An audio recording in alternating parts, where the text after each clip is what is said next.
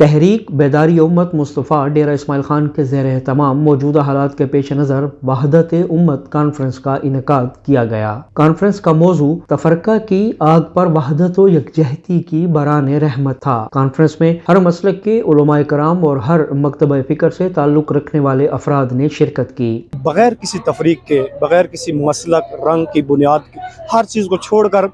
ایک ہی plate form پر رسول اللہ کی راہ کو اور رسول اللہ کی وہ بتائی ہوئی رسی جو بتائی ہے اللہ کی طرف آنے کے لیے اس کو تھامیں۔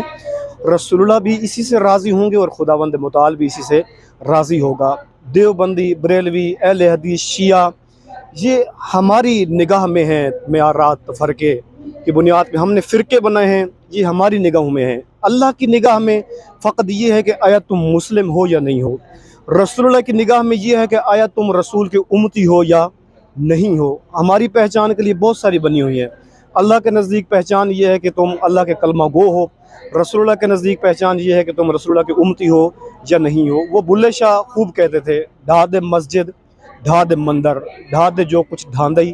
پر کسی دا دل نہ ڈاویں، رب دلہ میں چراندئی۔ شرکائے کانفرنس سے خطاب کرتے ہوئے علماء اور دیگر مقررین کا کہنا تھا کہ اب وقت آ چکا ہے کہ غیار کی سازشوں کا مقابلہ کرنے اور یہود و نصارہ کی حکمت عملیوں کو ناکام بنانے کے لیے امت مسلمہ کو اکٹھا ہونا ہوگا۔ وحدت امت کانفرنس جس کا سلسلہ استاد محترم علامہ سید جواد نقوی نے ایک عرصے سے شروع کیا ہوا ہے اور پاکستان کے مختلف علاقوں کے اندر، اسلام آباد میں، لاہور میں، کراچی میں، پشاور میں، اور ان کا یہ مشن، ان کا مقصد صرف اور صرف وحدت امت اور پاکستان کے ان حالات کے تناظر میں سب سے اہم عنصر یہ ہے کہ ملک کے اندر جو فرقہ واریت کی ایک ہوا جو پہلے ایک بہت زیادہ جس نے پاکستانی قوم کو نقصان پہنچایا، اور صرف شیعہ کا نقصان نہیں ہوا بلکہ اہل سنت کا بھی نقصان ہوا، تو ان کا مشن یہ ہے کہ پاکستان کے اندر یہ قوم اسی طرح اس کے اندر وحدت ہو، اور یہ وحدت امت کا عنوان انہوں نے اس لیے دیا کہ جو قوم اور جو امت حضور صلی اللہ علیہ وسلم اس امت کو دیکھنا چاہتے تھے وہیں شکل و صورت اس امت کی ہونی چاہیے۔ لیکن آج اگر دیکھا جائے تو شیعہ اور سنی اور باقی تمام فرق کے اندر اتنے اختلافات ہو چکے ہیں اور اتنے دشمنیاں پیدا ہو چکی ہیں جس کی وجہ سے ایک دوسرے کے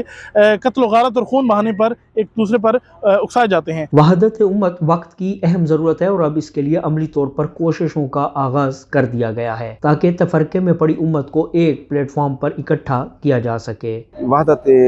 امت کانفرنس کا جو انعقاد ہے اس میں تمام مکاتب فکر کے لوگ شامل ہیں، علماء کرام شامل ہیں، ذاکرین شامل ہیں، مشائخ اعظام شامل ہیں، عوام شامل ہیں۔ تو اس حوالے سے میں یہ سمجھتا ہوں کہ اس ماحول میں، ان حالات میں یہ کانفرنس جو ہے دور رس اثرات کا موجب ہوگی اور امت میں جو ہے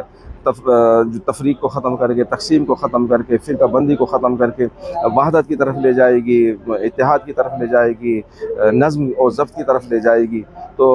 میں سمجھتا ہوں کہ یہ کانفرنس جو ہے اس کی تیاریاں تو کچھ عرصہ پہلے سے ہو رہی تھی اور آج یہ منعقد ہو رہی ہے، تو اس کے جو اثرات ہیں وہ انشاءاللہ دور رس ہوں گے، اور ہمارے جو یہاں ڈیرہ اسماعیل خان کے مسلمان ہیں وہ آپس میں یہ ضرور سوچیں گے اور ضرور اپنا کردار ادا کرنے کے لیے تیار ہو جائیں گے کہ اب ہم نے متحد ہونا ہے، منظم ہونا ہے، اور اغیار کی جو سازشیں ہیں اور ہمارے خلاف جو